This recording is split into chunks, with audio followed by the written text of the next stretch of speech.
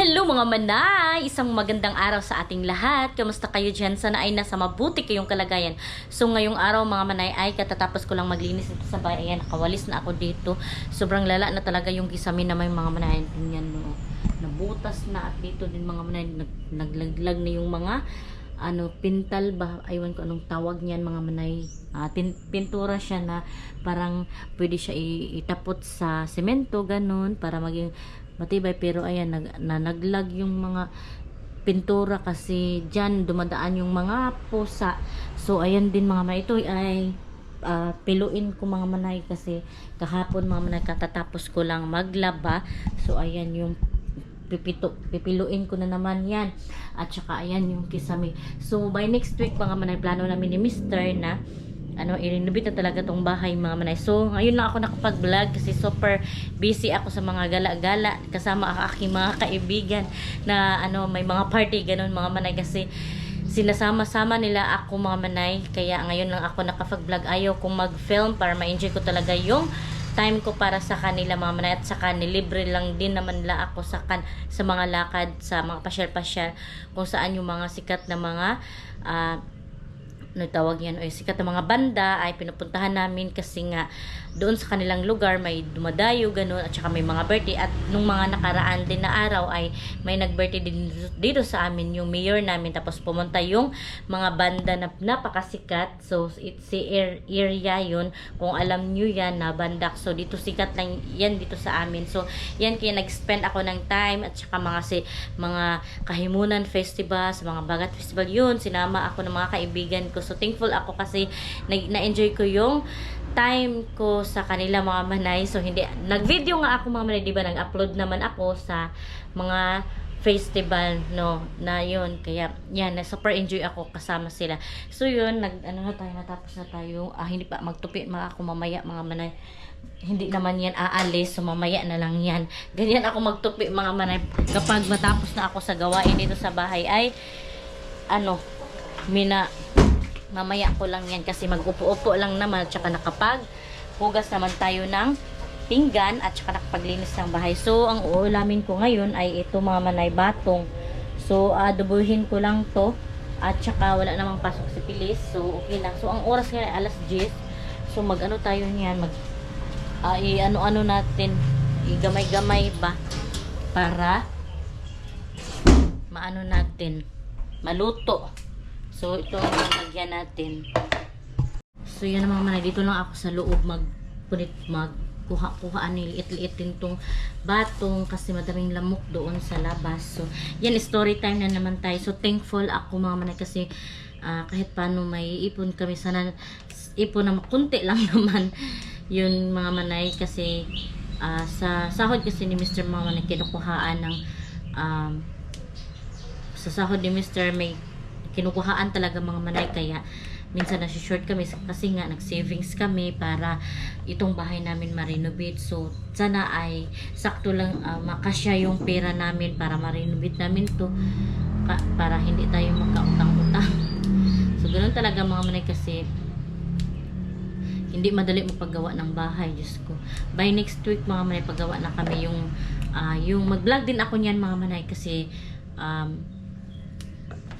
yung pagpagawa ng bahay mga manay, kasi madaming views niyan, lalo na yung murang bahay, yung cladding, metal cladding, yun may daot yun, madaming views yun. So mag-content ako na pagpagawa ng bahay, metal cladding yung gawa namin mga manay, kasi mura lang daw yung metal cladding ba. So yan ang ating update for today. So shout out pala kay Mami MD. Thankful ako kasi madaming natulong yan si Mami MD sa akin, kahit sa last year yun mga manay, at madami siyang natulong sa akin dito sa bahay. Mga short ako, siya talaga yung umalalay, pero ngayon busy siya mga manay, kaya wala pa kami nag-contact, at saka maghihintay lang naman ako na mag-contact siya sa akin mga manay, kasi iba ako na tao, kasi hindi ako yung nanghihingi, naghihintay lang ako na kung kusa lang may magbigay sa akin. So shout out din Ate Emily Ate Maricho, kay Nulin, kay Cindy, at saka kay Ustong TV. Shoutout sa inyo at kay Ate Grace Palma. Shoutout sa lahat dyan. So, thank you so much sa inyong support. So, kay Mami MD, ingat ka po palagi sa work mo at sa mga negosyo mo dyan. Sana ay nasa mabuti kang kalagayan ngayon. So, thank you so much sa lahat ng tulong mo sa akin. Hindi ko talaga makalimutan yung mga tulong mo sa akin. Lahat yun ay nasa puso ko, na itatak ko na yun sa puso, na may kahit hindi ko kapamilya ay tinuring akong totoong pamilya yun. Kasi hindi talaga malimutan yun, mga manay. So yun, mga manay, magluto tayo ngayon ng ulam na batong. Adobuhin ko to at lagyan ng karne.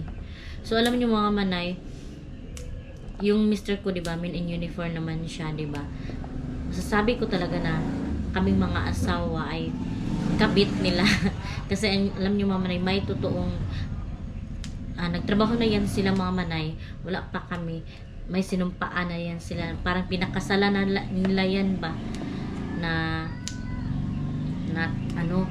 pinakasalan na nila sa kanilang trabaho, pinakasalan na nila yung trabaho nila, sinumpaan na nila na kahit emergency kahit emergency, may mga nangyayari dito sa bahay, ay mas unahin nila yung trabaho nila kaysa pamilya. Yun ang mga manay, ang mga men in uniform. Kasi nga, yung baybag yung nakaraan, mga manay, inuna talaga ni Mr. yung work niya kaysa dito, mga manay. Kasi yung si Pilis, mga manay, nagkaubo sipon. May sakit nga si Pilis. May ipapakita ko sa inyo yung tambal niya, gamot niya. May kasi si Pilis, mga manay, ubo sipon ba, tapos nagkahilanat siya. Ito, mga manay, ito yung gamot niya, antibiotic, at saka ito naman sa ubo. Ay, hindi, ito sa antibiotic to, at saka ito sa ubo, sipon. Kaya yan, mga manay, mas inuuna talaga ng mga men in uniform ang trabaho nila kaysa pamilya. Kaya yun, masakit sa akin na part, pero ganun talaga, kailangan tanggapin kasi sila yung nagbuhay sa amin. Kasi kapag walang trabaho, paano naman kami, 'di ba? Ano yung igagasto dito sa bahay kung hindi sila magtrabaho? So, tanggapin na lang natin. Sobrang sakit yan, mga manay, sa amin na part, na kung kailan namin sila kailangan, andun din naman wala sila. Pero, kailangan tanggapin natin na ganun talaga ang trabaho ng mga men in uniform. Ayan, mga manay, ubusin ko to kasi anuhin naman to, mga manay, kami lang, ay sayang, madaot kasi siya, mga manay, kapag hindi ko tapusin. So yun, mga manay, tapusin muna natin to, mamaya na naman ang daldal kasi parang natagalan na ako dito sa pagchichikahan natin. So sa lunch pala to na ulam namin, mga manay, si Ate Fiana at saka si Pilis ay naihatid ko na kaninang umaga. So ngayon lang ako nag-vlog kasi kaninang umaga hindi ako nag-vlog. So ito, mga manay, na mga dyan, may nag-comment kasi dyan, mga manay, na sabi magulo daw dyan na part. Ano kasi dyan, mga manay, mga shoes at saka yung mga bag at saka yung ibang gamit ni Mr. Dyan lang kasi kun lang kasi nilagay dyan. So hindi naman yan magulo talaga. Kaya yan, mga manay, ako lang mag-isa dito at saka si Mr. ay nag-duty na. So by next week na siya uuwi. So subakan natin to ng karne ang batong, mga manay, kasi mag-adobo tayo ng batong. So mamaya na ako magtupi, mga manay, kasi ang tupiin hindi naman yan aalis. So dyan lang yan. Ganyan ako, mga manay, magtupi kasi kahapon sobrang pagod ko, mga manay, kasi naglaba nga ako. Yan, ganito talaga ang nanay, buhay nanay. Mag-isa na lang ako dito sa bahay, mga manay, as in. Yun ang ginagawa ko kapag naman hindi na busy, ay nag-i-edit ako, tsaka nagpapahinga. Yun, alam niyo, mga manay, tumaba talaga ako. Bumalik na yung gana ko sa kain. Kasi dati, mga manay, pumayat ako noong kakalaglag ng baby. Yun. So ngayon, balik vlog na naman tayo. So thank you, Lord, sa buhay na bigay mo sa akin, at pangalawang buhay ko na to kasi yun nga, 50-50 tayo sa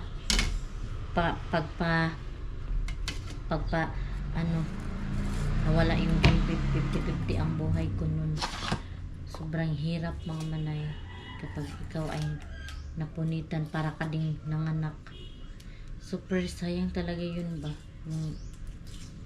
Baby as in expect talaga kami na baby boy na yun kasi masarap ang kain ko, hindi ako masilan, sayang.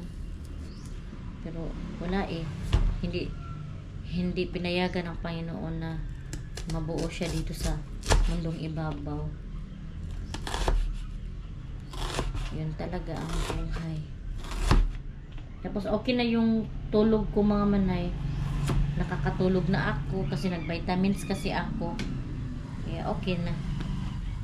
So mga 11 mga manay, 11 PM ay kukunin ko na si Pilis. Yan ang routine ko pag dito tayo sa bahay. Kasi minsan nga nag-vlog naman ako pag nasa labas, 'di ba? Pero yun lang mga gala-gala 'yun. Tsaka nag-post din ako sa Facebook. Pero mahina na ang Facebook mga manay. Mahina na yung kitaan. Dati mga manay, dalawang beses ako nagkakasahod. 2 months bago ako magkasahod. Pero ngayon wala na. Mahina na yung kita sa Facebook kaya wala. Pagtiyagaan na lang natin yung upload kahit paano may upload. Yun na lang, 'di ba? So yan, mag-update ngayon. Tad ko tong mga manay, itong sibuyas kasi mga lamas. Ano to? Ahos.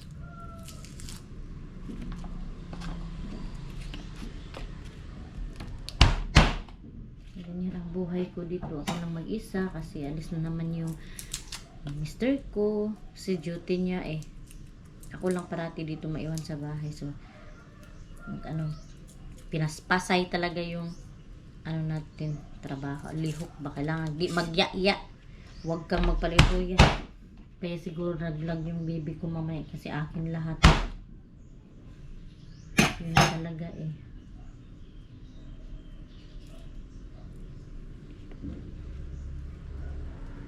So, mag-adobo na tayo. Ay, siguro i-ready ko lang to tapos pagkatapos i-ready ko muna to mga manay kasi oras na kasi. Ay, oras na para kunin si Pilis. Mamaya maligo ako mga manay pagkatapos kong luto. So, ayan na, ready na yung mga sangkap. Ayan yung gulay. Ito lang.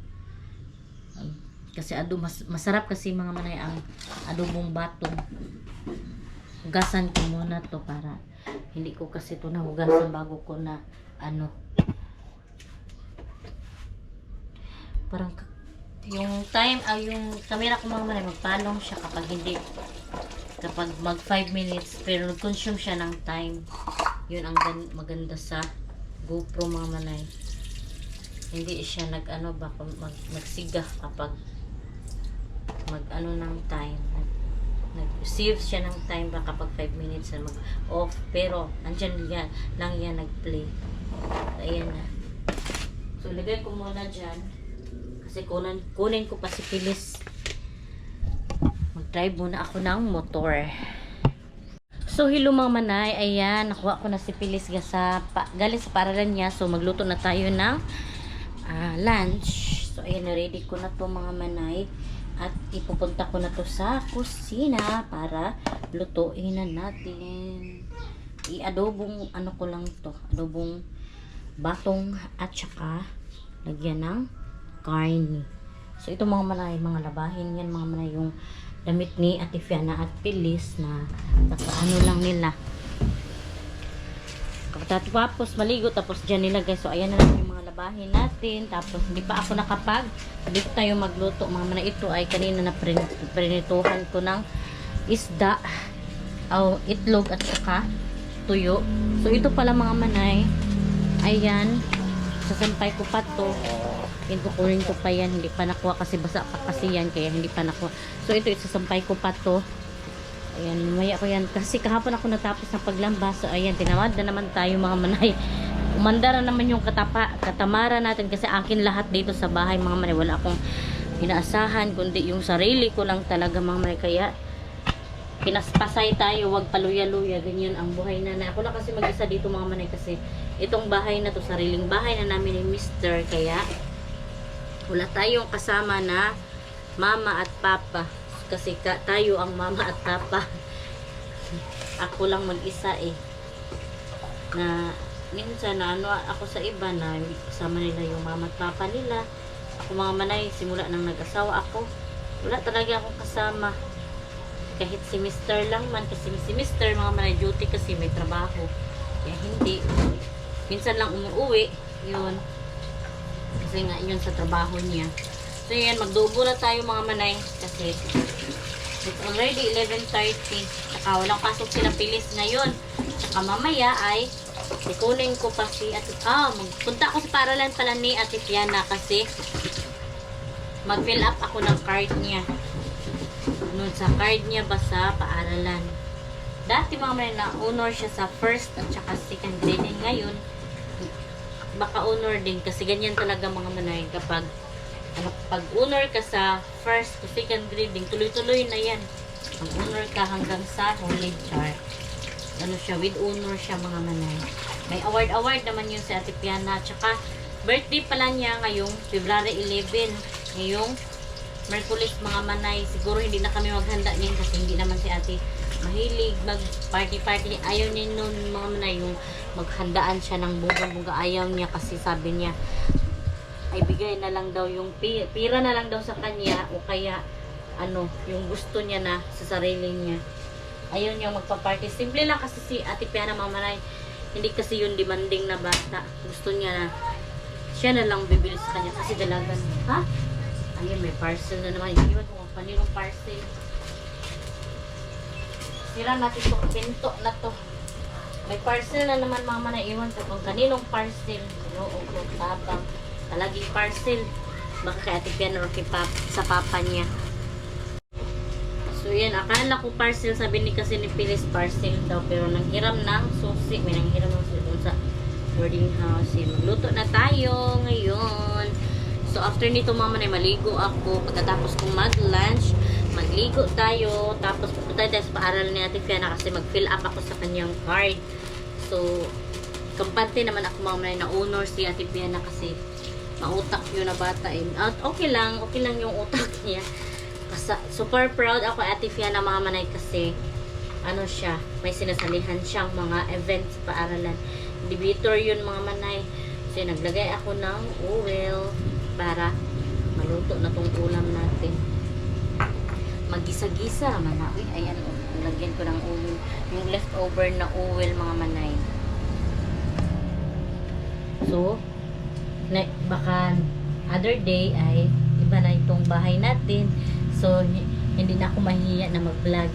Hindi naman talaga ako nahiya kahit ganito yung forma ng bahay natin. Lalo na siguro kapag mag-iba na yung forma kasi ibahin na ito mga manay. Dahan-dahanin lang. Basta importante mabuo lang ba ang bahay, di ba?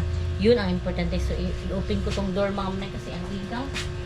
Super close kasi dito walang walang hangin na pumapasok. So unahin muna natin tong karne. Hindi naman nakita. Karne muna inahin.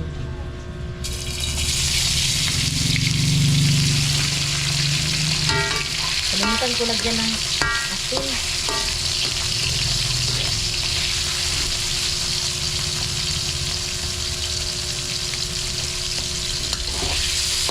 Gutom daw si Pilis mga manay. Si Pilis okay din naman mga manay. Kulang lang siya ng focus ba. Kasi si Pilis mga manay. Playful pa ba. Batang-bata pa talaga yung pag-iisip niya. Paglalaro pa yung nasa isip niya.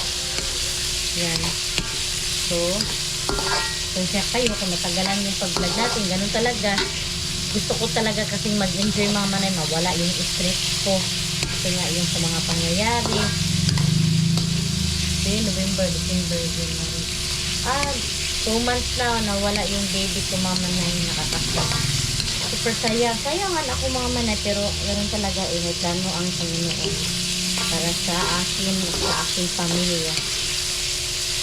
Hindi naman din masaya na sa nangyari, diba? Yan, igisa ko muna tong karne pagkatapos lagay tong lama. Diba yung batong sa kalagyan ng tuyo, ganun lang. Ganun lang kasimple mga manay ang ating luto. Diba?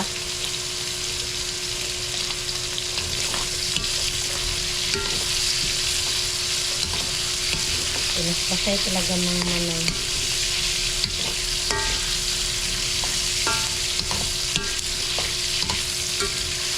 Hindi pa ako naligo. Naghilamos lang ako kanina mga manay. Pero naghimasa naman ako sa gabi. Kaya okay lang. Aray, kita oy. Naghimasa naman ako sa gabi mga manay. Next week pa uwi si Mr. Mamanay. So excited na ako nga ano tong bahay ma-renovate. Sana ay matapos na to mga manay para makatarong na tagpamuyo ang balaya mga manay. Kasi itong bahay mga manay, wag yun na plaster among hindi talaga plaster yung bahay namin ba. Kailangan mag ano i-renovate talaga siya, pagandahin para hindi tayo mahiya pag may bisita ba, diba? Kaya thankful ako mga manay kasi kahit paano may kunti kami naipon ni Mr. Diba? So kung hindi siya magkasya at least nabuo lang kahit may atop, may bubong lang, tapos may ano door, saka may wall, ang mga dingding yun, importante yun, at saka may CR, kusina, yun ang importante mga manay. Tapos next na dayon ang kulang yung mga sliding window, ang mga at saka pintuan yun. Huli na lang yun mga manay.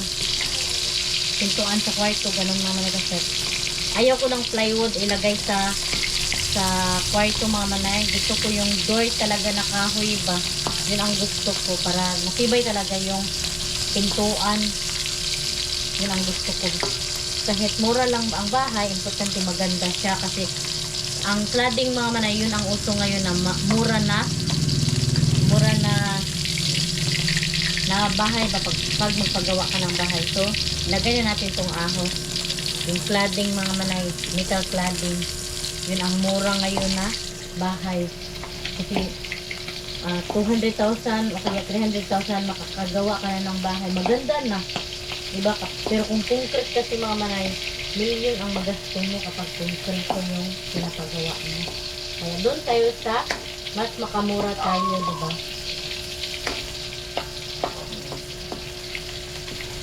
Ilagay ko na yung ahos mga manay. Tapos ay bombay at asal.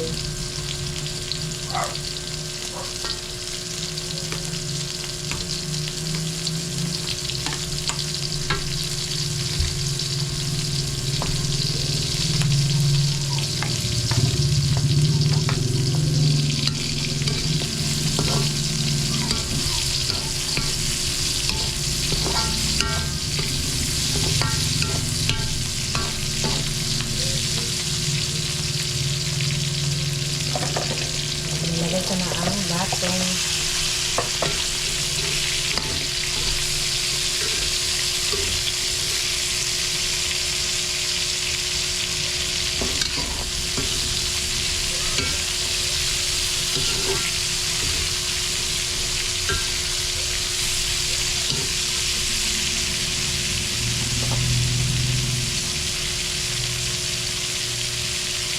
Next is toyo.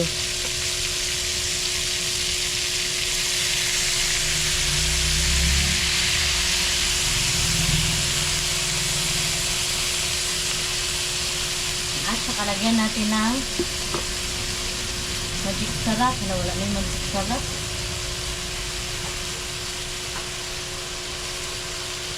Hindi pa ako nakapag-grocery mga manay. Wala pang budget. Baka next sa sahod ni Mr. mag-grocery ako kahit kunti lang. Kasi super mahal na mga manay. Uy, ginoo ko. Budget talaga ako mag-ano grocery. Yung basic needs lang talaga kailangan ba. Hindi ko na tulagyan ng tubig. Kasi may tubig naman tong batong eh. Kasi yung gulay mga manay may tubig naman yan. May sariling tubig yan. Hindi ako gusto na super ano na ano yung ano ba yung ano natin, ayaw ko nung malata. Gusto ko yung tama-tama lang ang pagluto, half cook lang siya ba. Tingnan yung mga manay, malinamnam na yung tingnan yung ulam natin. Ayan ito, ano na natin ito tabunan. Ayaw ko nalagyan ng tubig kasi masarap po sa mga manay na ilang tubig kasi hindi isa lata, diba? Awan natin for today's video yan. Putik na, itabo na natin mga manay para sure talaga naluto. So yan mga manay, dito lang ko na lang siguro i-end ang aking vlog kasi kakain kami ng lunch, saka pupunta pa ako ng paaralan ni Ate Fiana, magligo pa ako. So sa mga hindi pa pala nakasubscribe, please subscribe my YouTube channel and click notification bell para updated din kayo sa aking next video. See you in my next vlog mga manay. Bye bye and God bless. Ingat po kayo parati.